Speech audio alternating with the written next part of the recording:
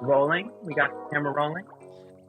It's actually digital. It's not film, so it's recording, but it's not rolling. I don't understand. I would like to shoot this on film, please. Oh, 16 millimeter or 8? I have no idea. I just know, I used to go get my film developed at CBS, and I would like to do that with this film. Bark Bjork, hello. Welcome, everybody, to the second episode of The Liberal Bubble. I'm Sky Doge, your host, hosted, of course, joined by my co-host, the lovely Lady Gleep. Hi, it's me, Lady Gleep. Hello. The crowd loves her. She's elegant, classy, a lady. And very in every gleepy. sense of the word. She's the lady, I'm the tramp. And today, we're here to talk about executive action. A double applause. Hooray! We're excited about executive action, just like Joseph Biden was. Joseph Robinette Biden Jr. Thank you for keeping me correct. Where would I be without you? Yeah, I thought you were the one with all the knowledge, but it's so weird because I happen to know his name is... Well, this is what's important about our dynamic. You check myself before I wreck myself. Exactly. And where would I be without that? Of course. You can continue what you were saying. So 46th President of the United States, Joseph Robinette Biden Jr., hit the ground running on Inauguration Day, signing a flurry of executive action. Didn't he sign the most ever? Didn't he break a record for first day executive orders signed? I believe so. I'm not certain. But he signed many on the first day, which was a testament to the fact that he came correct, if you will. He had a bunch of legislation ready to go. He had executive orders drafted, printed, and just waiting for the White House stationery. You know what I'm talking about? As a vice president, he was eating ice cream cones, but today he's serving the scoops. Ooh. Couldn't have said it better myself. Thank you. Thank you. And these immediately became a point of contention as Republicans claimed that they undid a lot of the legacy of the Trump administration. This is a pretty accurate claim. And that fact was in direct opposition to the concept of unity, which was central to Biden's inaugural remarks. So basically Republicans were like, hey, I thought if you want us to like you, we're going to keep doing the thing that we were doing and you're going to help us still. Essentially, they were shocked to find out that unity does not mean that Joe Biden would be Donald Trump. And so instead, he signed executive orders reversing many of the executive orders Trump had signed. And those executive orders were oftentimes reversing executive orders that Barack Obama had signed.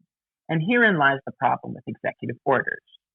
They carry the weight, the power of a federal law, but they can be signed and unsigned by successive presidents, completely undoing whatever policy you've created through that process. Well, that also just depends on what your successor believes in. Because if you have a few true. Democratic presidents in a row or a few Republican presidents in a row, I bet by the time your successor comes, unless it's something they disagree with completely, they're going to change. Well, yes. But whenever that opposition party candidate replaces you, executive orders can be overturned a number of ways. And ultimately, what I think is important to note is that executive orders are not the optimal way to create policy.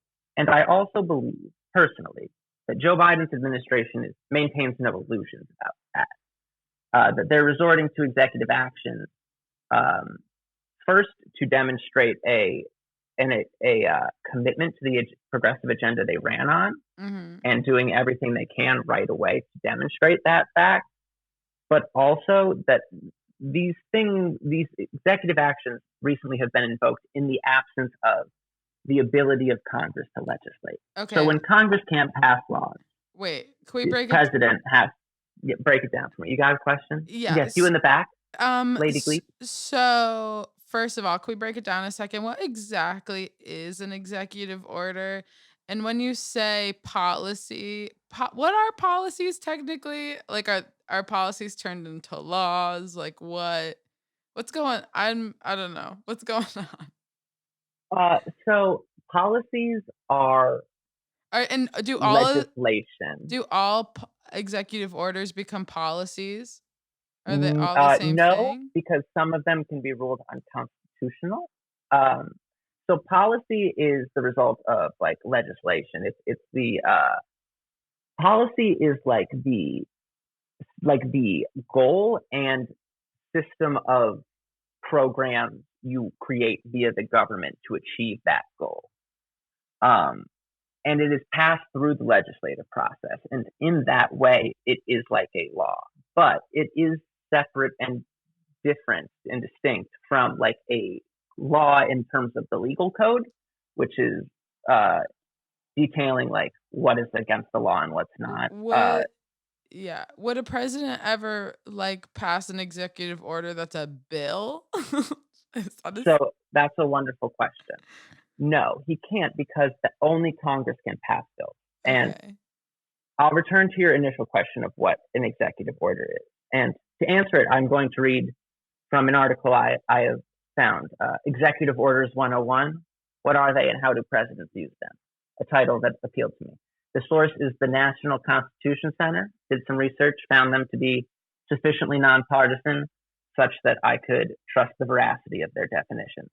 Um, and so I read to you. The constitutional basis for executive orders is the president's broad power to issue executive directives.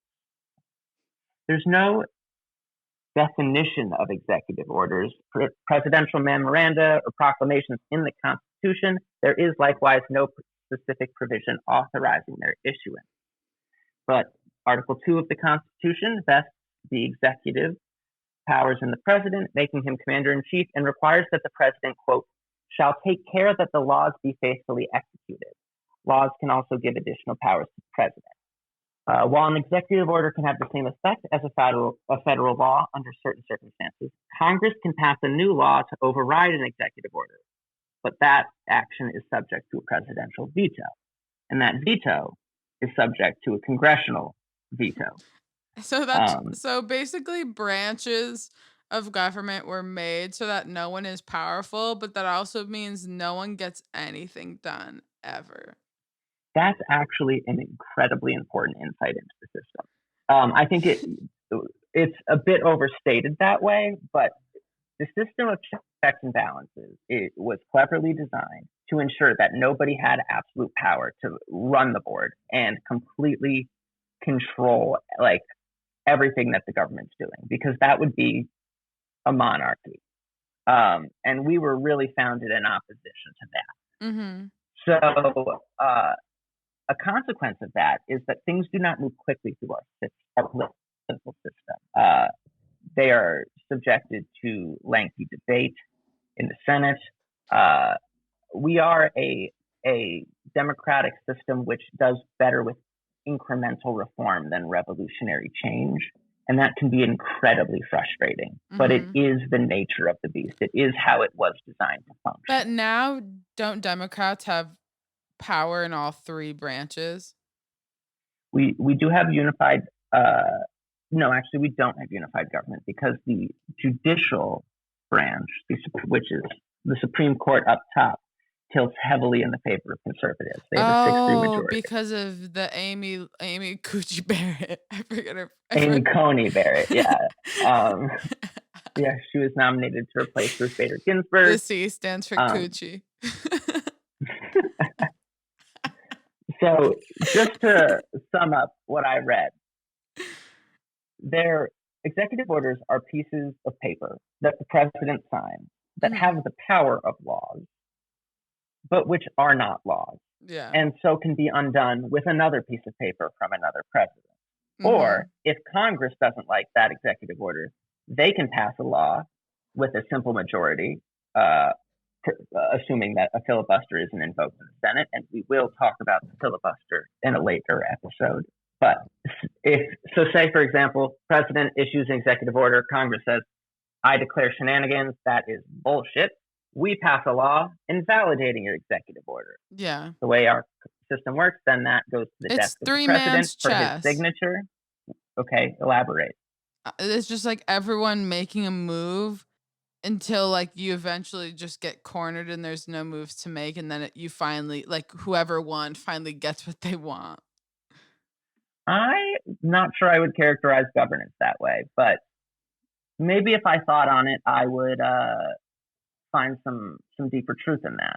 But right now, I'm just describing the way bills move through the system, which is in the event that a Congress wants to override an executive action, they pass a bill.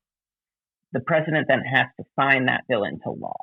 There's a bit of a conflict there because in this hypothetical example, he's signing a bill that invalidates his own action. And so he has the opportunity to veto it, which sends it back to the Congress and requires a supermajority to override the presidential veto, which I believe in that case is 75 senators and 75% of the House, which is like, a big majority And saying so, like, yeah, we really, really, really disagree with the president, and so we're going to have to put our foot down on this one. And once that happens, do you win? Is it over? Like, is it finally become a yes, law? but if you really wanted to, go to the mat, I'll see you in court, and that's when the third branch comes in, and you can legislate. Or not legislate, I'm sorry. You can adjudicate whether or not the legislation is constitutional or the executive order is constitutional.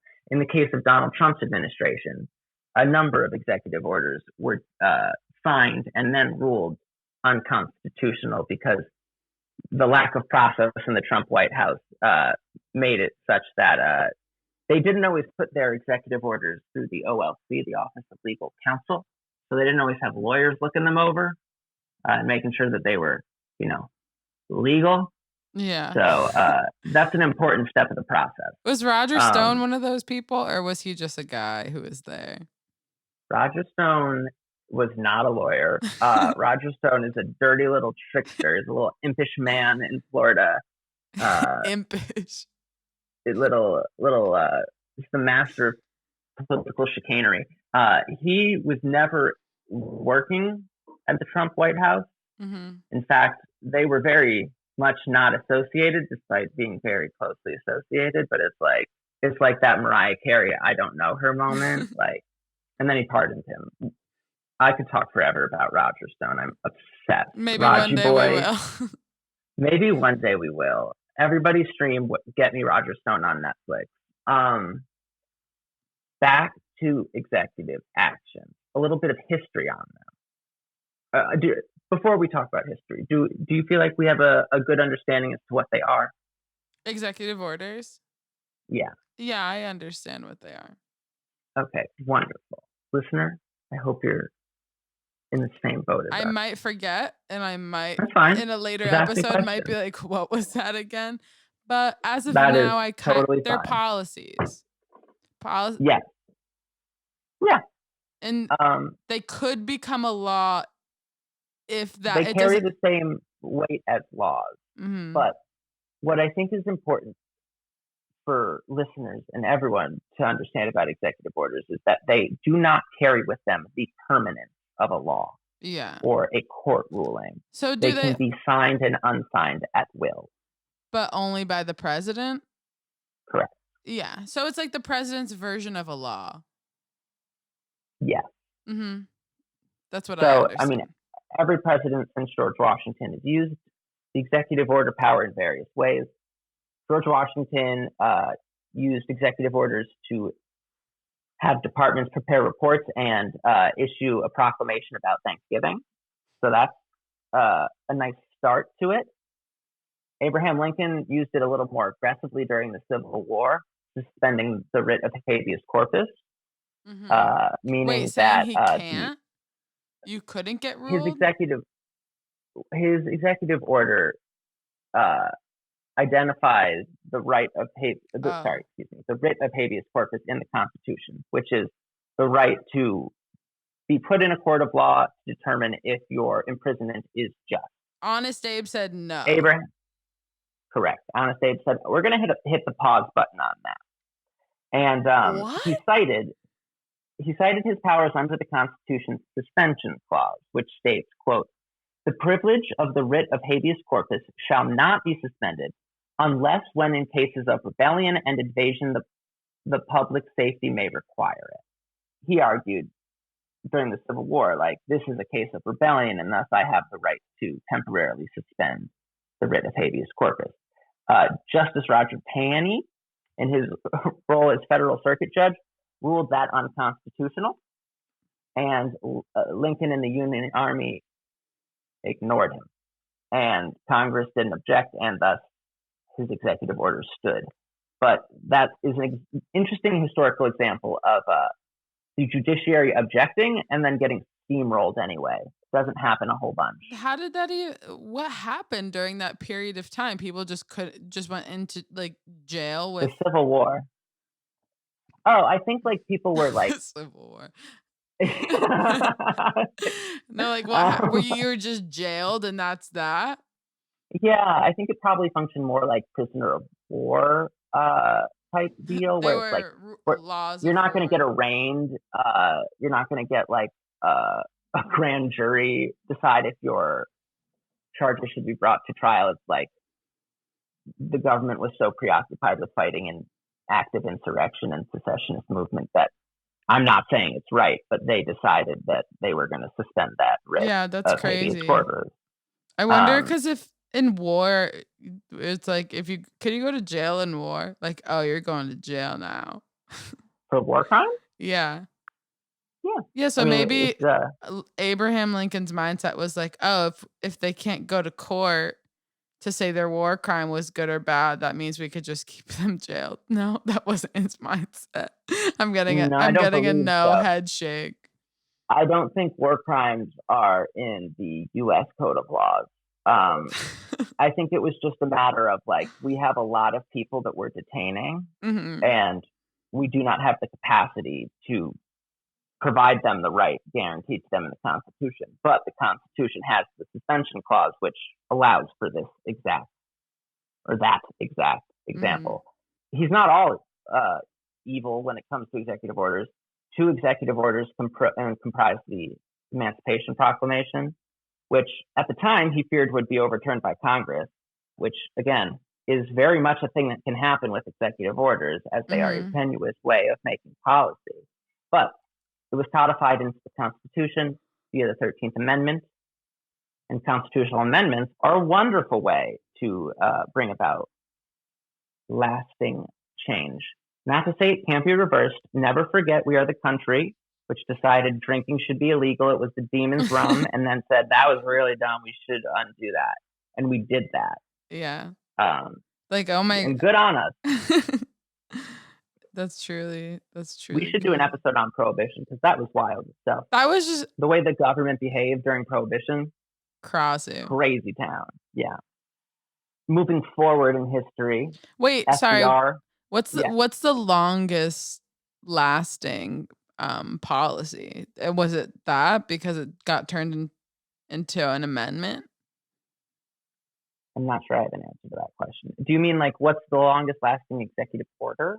Yeah, I guess. That got turned into something that was more solid. I forget the word you used. Um, Permanent. There we go. I don't have a specific answer to that question, Okay. nor do I have the ability to find one with any relative speed. Okay, But that's fine.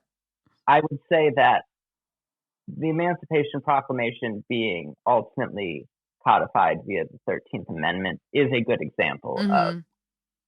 executive order moving towards a more permanent way of being enshrined into our laws.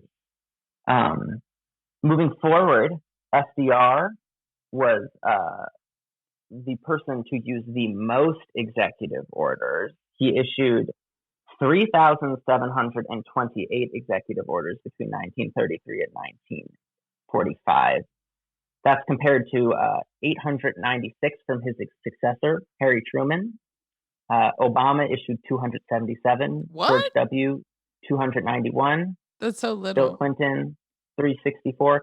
it shows how much that FDR really relied on executive action to get a lot of his legislative agenda I feel like done. he definitely was playing the game right. He probably got a lot of stuff Well, done. he did and he didn't. I mean, he's a guy that tried to pack the courts, and now's the time where I tell you that one of the executive orders established internment camps for Japanese Americans on the West Coast during World War II, Executive Order 9066. So, I mean, he got stuff done. Not all of it Was was good, yeah. I mean, I don't really good. know much about the presidents and what they've done unless it was a drunk history episode, which is kind of bad. But that's like where I am.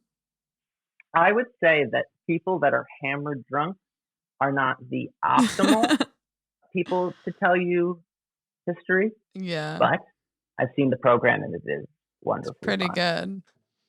good. Um, Some good stuff. Harry Truman, famous executive order, required the armed services be integrated, which was very progressive for the time.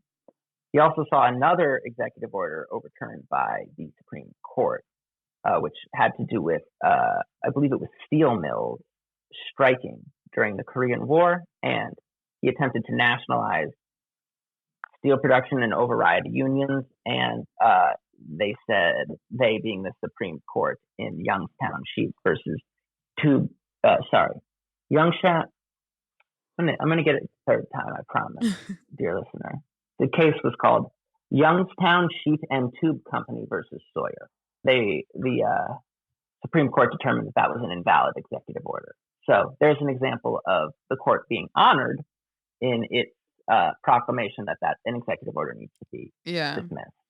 There was a 3-part test created to assess the overreach of powers by Justice Robert Jackson in a concurring opinion to the 1952 case about the steel workers. I'm a bit confused about what this test functions like in actuality, but the 3 categories in which things are ultimately sorted are, he ranks them in terms of like, I'm going to read to you what is written in this article from the National Constitution Center. All right. And it is that Jackson said the president's powers were at their height when he had the direct or implied authorization from Congress to act. So that would be a case in which the president has not overreached. There's a middle ground, which he referred to as the zone of twilight, when it was unsure which branch could act. So, like, if the court is unsure what court this ball is supposed to be in, legislatively speaking, that might be, it's a bit of a gray area for executive order in terms of overreach. But they're at their lowest ebb when a president acted against the expressed wishes of Congress. One example that comes to mind is when Congress did not appropriate money for Donald Trump's border wall, and he wrote an executive order appropriating money for his border wall by redirecting it from Defense Department spending. And how'd that executive order go through? I believe it was under the fact that like the Defense Department classified the border wall as a national security project, I think, and so it like. What was the thing Frank Underwood did in House of Cards? I'm not sure, but before I answer that question, I will just briefly mention that Biden did sign an executive order ceasing construction of the border wall. I did see that. That was one of the ones that he signed, but I will now take your question about House of Cards. Oh, when Frank needs money to do that thing, he like takes money from something with the weather or national something. I vaguely remember. Didn't Trump do the same thing? Oh yeah, didn't Trump try to raid FEMA too for the wall? It's ringing a bell. Yeah, I think that's ringing a bell, but I don't have a. Yeah, I remember feeling the parallels when it was going on. I was like, wow, he definitely watched House of Cards in preparation for his presidency. It felt like that a couple times to me. Yeah, he said, "Oh, Frank Underwood is my favorite president, and I want to be just like him." Speaking of another, that's a great.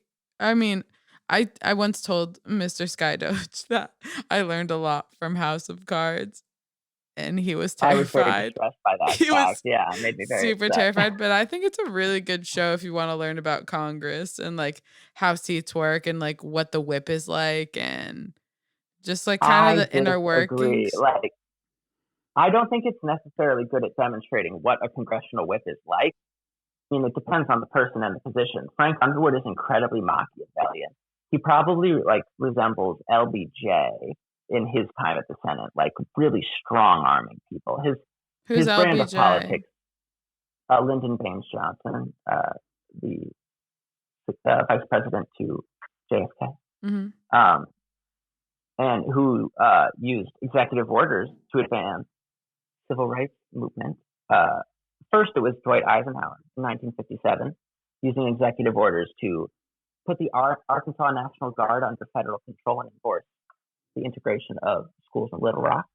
The following administration, Kennedy and then Johnson, used affirmative action and equal employment opportunities as subjects of their executive order. So, executive orders have been used throughout history to do a lot of really significant things, some really fucked up shit, like interring Japanese Americans during the Civil War, not Civil War, excuse me, World War II, Mhm. uh, suspension of the writ of habeas corpus during the Civil War, definitely something that strikes us as very severe today, though, of course, the situations themselves were severe. But with that, let's talk about what Biden did. Yeah. So I'm consulting a Vox explainer. I'm a big fan of Vox journalism. That's Vox, V as in vendetta, not F as in fake. Um, Vox does a lot of what they call explanatory journalism. So their intent is to really just break down what the hell is happening. And so I'm consulting an article written by them, published on Inauguration Day, January 20th, 2021, titled Biden's Flurry of First Day Executive Actions Explained. So he signed 17 executive actions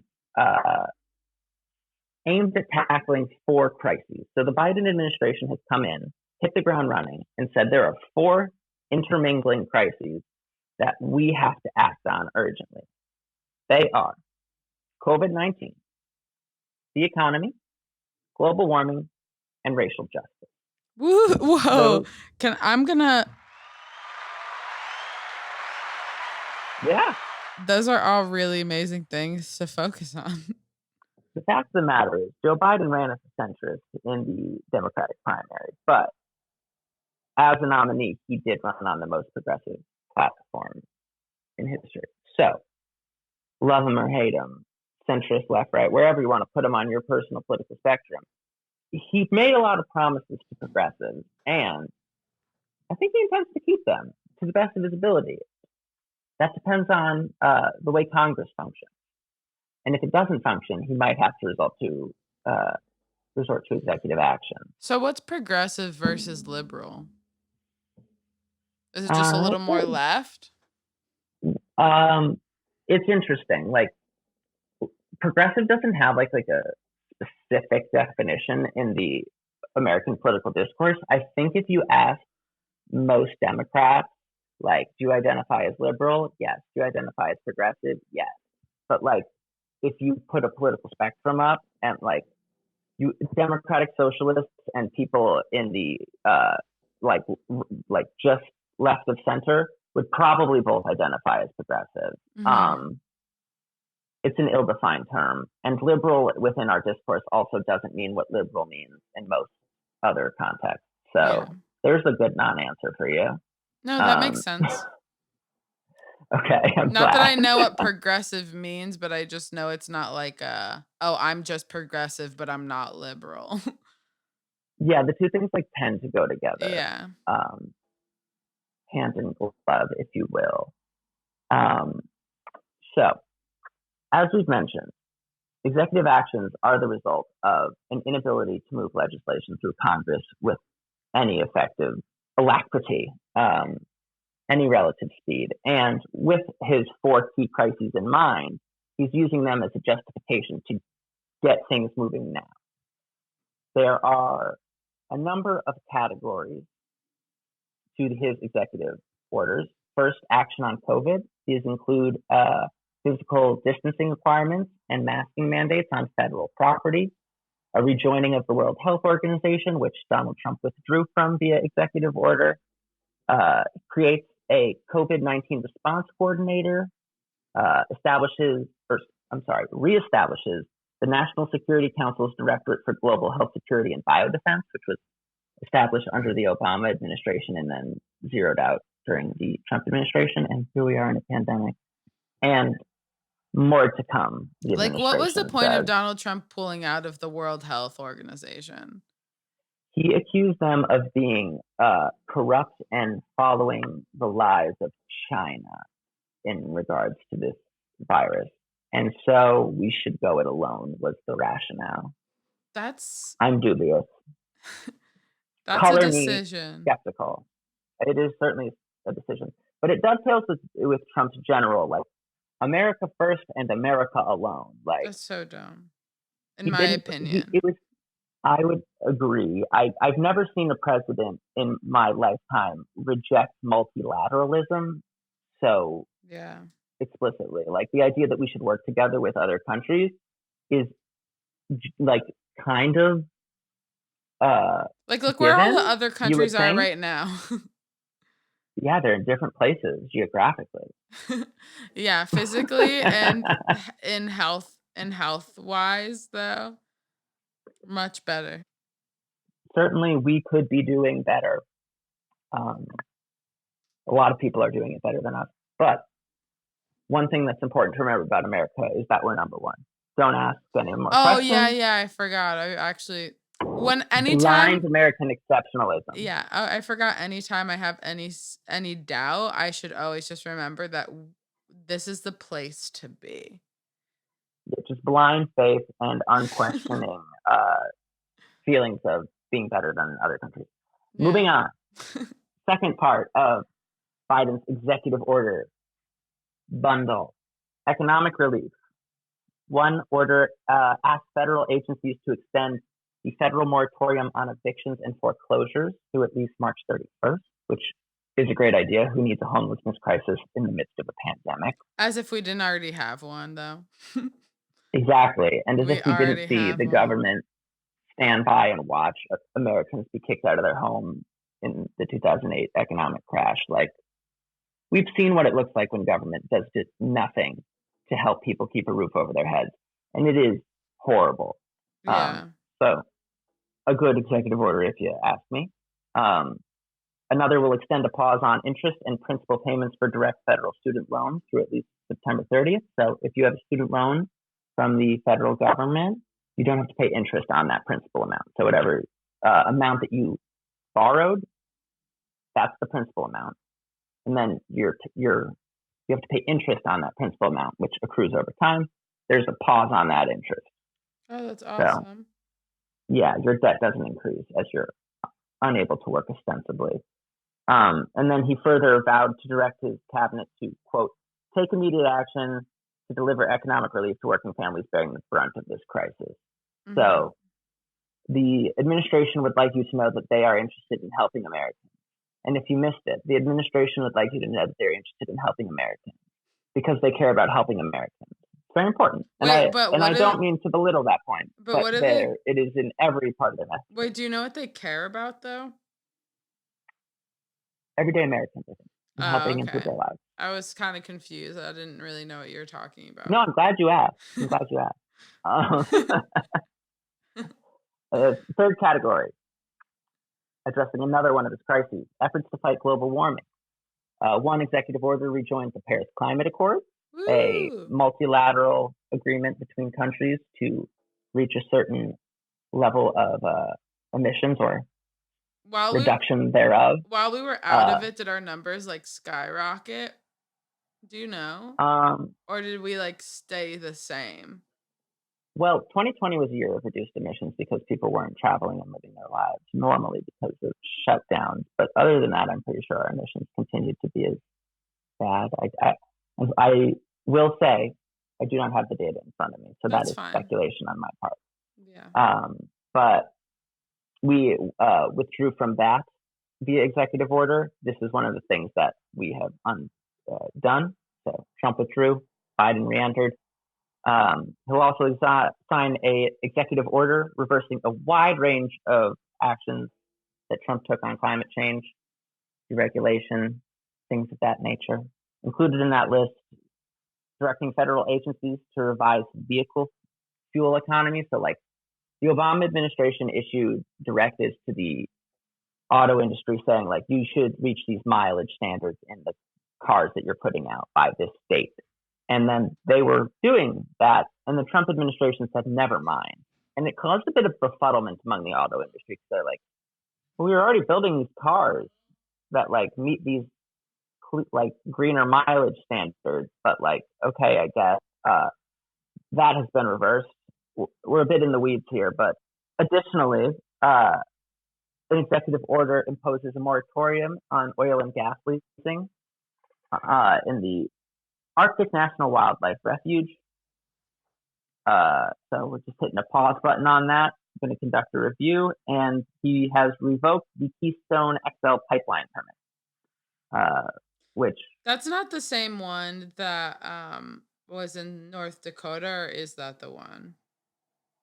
it is. Did Yeah, they already and go through their water? Isn't it like 15 miles or something, really close to like a water source that's like extremely vital to like, I don't actually remember yeah, that much about the Keystone Pipeline. it was. So it was a pipeline initially intended to go through a city that had white people in it, and that Yeah. was decided to be not a good idea, and instead rerouted to, I believe, a Native American reservation to go through that area and potentially poison their water supply. Yeah. Um, So it already been started being built though. yes, but its permit has been revoked.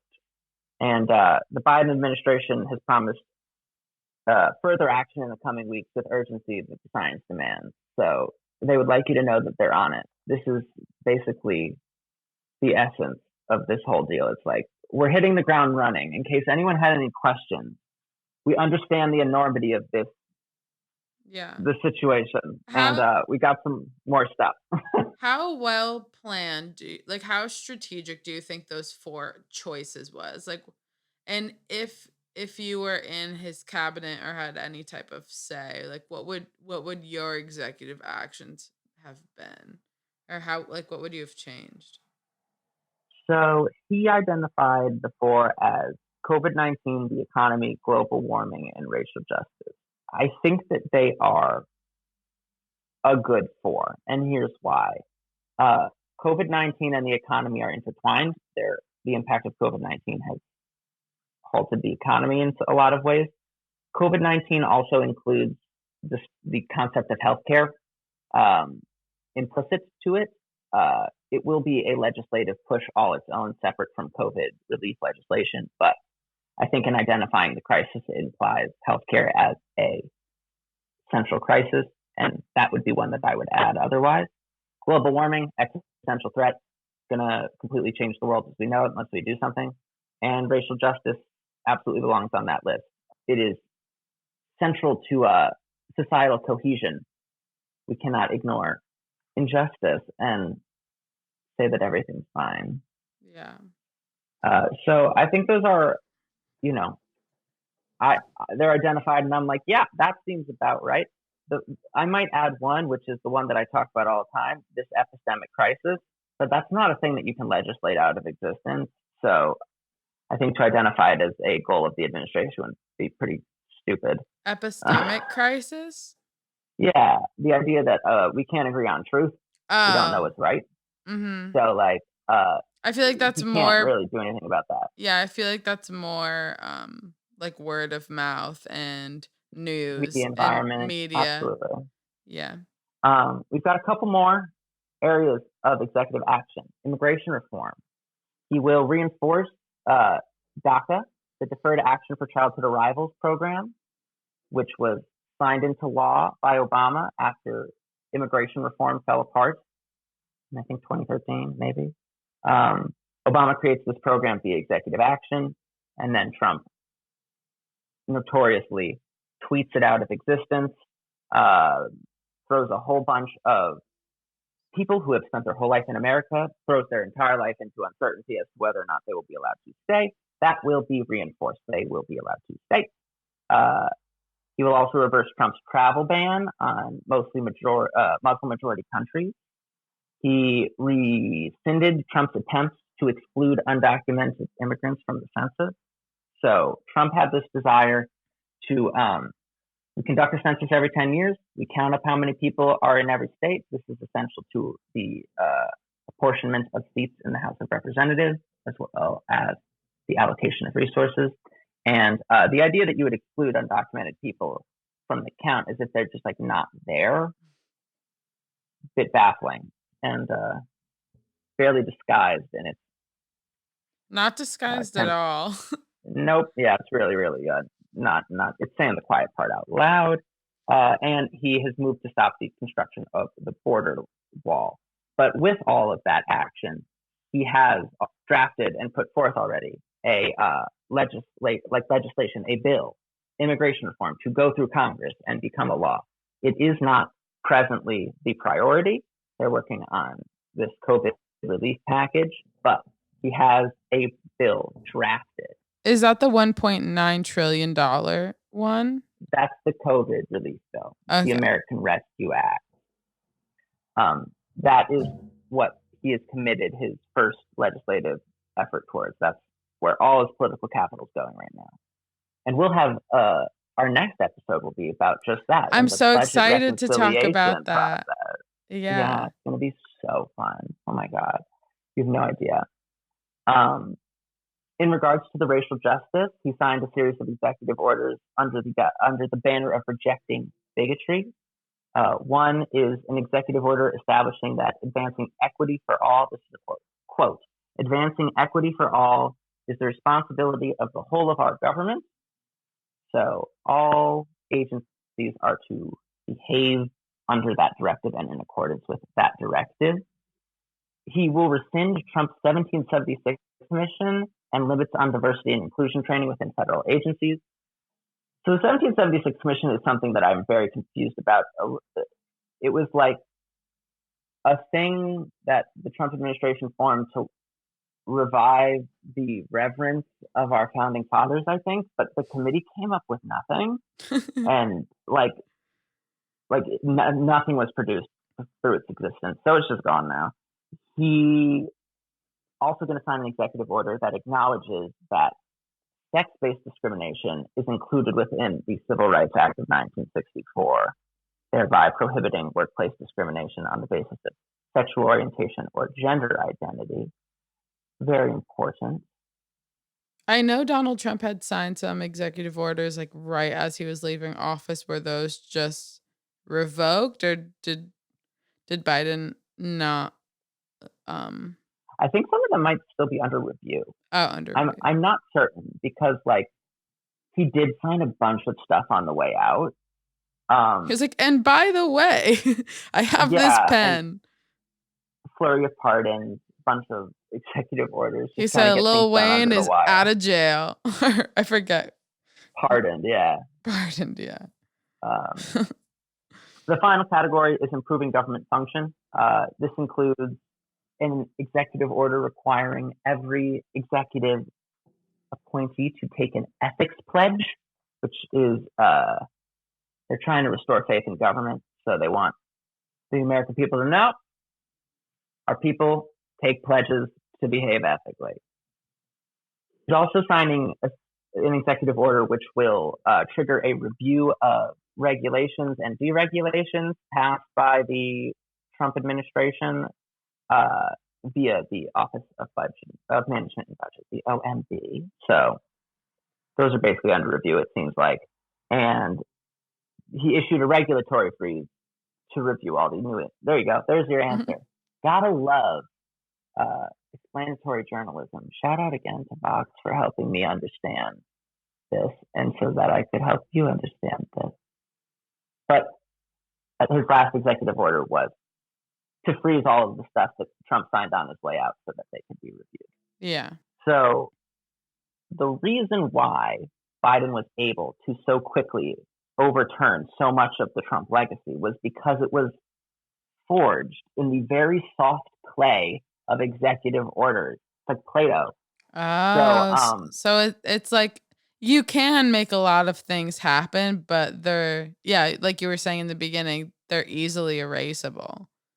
right, they're not the way to make long-lasting policy. And we've Yeah. seen them become like central to major changes in our government policy because Congress is not doing its job. They've largely abdicated their role and are not legislating like the good old days before I was born.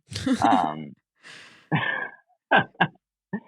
so, in the absence of a Congress that can function, the executive has to use executive action, and those are a really unstable way to make policy. They can be undone with the stroke of a pen of the next president. And so that's why I think the Biden team is emphasizing their commitment to bipartisanship and unity because they don't want to rely on a process where their policies can just Yeah. be They undid by want the to be next able guy. to pass things through Congress and, make And like, things non-erasable. right, to like go through the normal process of working order. And like, Mhm. I think that that is a really admirable goal. Like, Congress has done a lot to weaken itself. We'll do an episode on that as well in terms of the abdication of war powers and other ways in which Congress just doesn't seem to want to step up and do a lot of leading. But as a creature of the Senate, Joe Biden is committed to legislating through the legislative process. And so I'm interested to see how that plays out, especially as he approaches his first test, the $1.9 trillion stimulus, Yeah. which he is attempting to pass through budget Woo! reconciliation. Do you think that Biden has his beliefs because he was in the Senate for so long? I do. I read a wonderful profile of Joe Biden by New Yorker writer Evan Osnos, and I think he did a wonderful job. If anyone wants to read a relatively short profile on Joe Biden, he was elected to the Senate at the same time where he suffered a great personal tragedy in the loss of his wife and daughter in a car accident. And rather than abdicating his seat, he was taken in by the institution. And the way that the Senate used to function was heavily based on norms. It didn't used to be like a partisan bloodbath. So like people were nice to each other, and he was able to like find a sense of community and people that like he could bond with. And what I think struck me most about Joe Biden, and something which I'm sure he picked up in the Senate, is that he purportedly hates when somebody on his staff presumes to know the interests of the opposing party, of the party with which they're negotiating. He is not the type to go into a negotiation and say, here's my idea and here's why it's good for you, and you don't see it. And like, but this is good for you, I promise. Mhm. And that Obama sometimes would do that, whereas Biden goes into every negotiation with the question, what are your priorities? What do you need to get done? And here are mine. And how can we get both of those things done? Yeah, which just feels Um, more like upfront and I don't it know, it just it makes more involves sense. negotiation. It's like, Yeah. listen, this is a two-way street, which isn't to say that like he's giving the right to Republicans to run the fucking show, but he's not disinterested in bipartisanship outright. And time will tell how bipartisanship materializes if it does at all. I hope it does. Um, a result of bipartisanship is that a lot of times the most progressive of legislation needs to be compromised on. And you do hate to see it, but it's also the nature of the game. And with that, we come to the end of our second episode of the Rule. Lights, camera, executive action, baby. Thanks so much for listening and thanks so much Join for us teaching next me. I Tuesday. genuinely did learn and I don't think I'm going to forget about executive action. She makes I'm sense so to glad. me. I hope you join us again next Tuesday, listener, for another episode. find us online at Sky Doge Bubble. And goodbye. Bye.